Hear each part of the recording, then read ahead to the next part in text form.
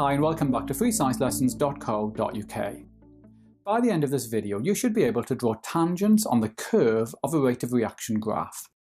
You should then be able to use the slope of the tangent as a measure of the rate of reaction, and if you're a higher tier student, you should be able to calculate the gradient of a tangent as a measure of the rate of reaction at a specific point. In the last video, we started looking at rates of reaction. We saw that if we measure the quantity of product formed by a reaction over time, we get this graph. Remember that the slope of the graph gives us an idea of the rate of the reaction. Initially, the reaction is extremely fast. The reaction then slows down, and finally the reaction stops. Now, there's a problem here, and that is that the slope of the curve is constantly changing, and that tells us that the rate is also constantly changing. This makes it very difficult for us to get a clear idea of the rate of reaction at any specific point. In this video, we're going to look at how scientists solve this problem.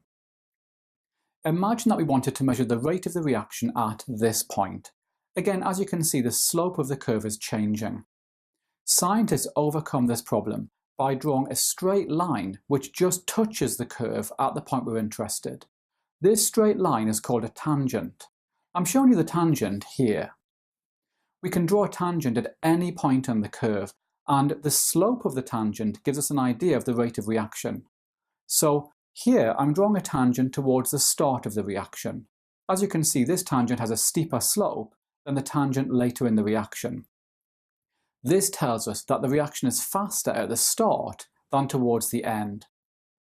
Okay, if you're a foundation tier student, you can stop watching now, but higher tier students need to keep watching. As we saw, the slope of a tangent gives us an idea of the rate of a reaction at a given point. However, we can use the tangent to calculate the rate of reaction. Here's our line again, and this time I've put numbers on the x and y axes. I'm going to use a tangent to measure the rate of reaction at 30 seconds. So here's my tangent at 30 seconds. Now we use the tangent to construct a triangle like this. At this point, we need to find the lengths of the sides of the triangle. Reading from the y-axis, we can see that the vertical side stretches from 26 grams at the bottom to 40 grams at the top. This gives us a value of 14 grams for the y side of the triangle. Reading from the x-axis, we can see that the horizontal line stretches from 17 seconds on the left to 42 seconds on the right. This gives us a value of 25 seconds for the x side of the triangle. To calculate the rate of reaction, we now divide y by x. So 14 divided by 25 gives us a rate of 0.56 grams per second. Remember, you'll find plenty of questions on calculating the rate of a reaction using a tangent in my revision workbook, and you can get that by clicking on the link above. Okay, so hopefully now you should be able to draw tangents on the curve of a rate of reaction graph.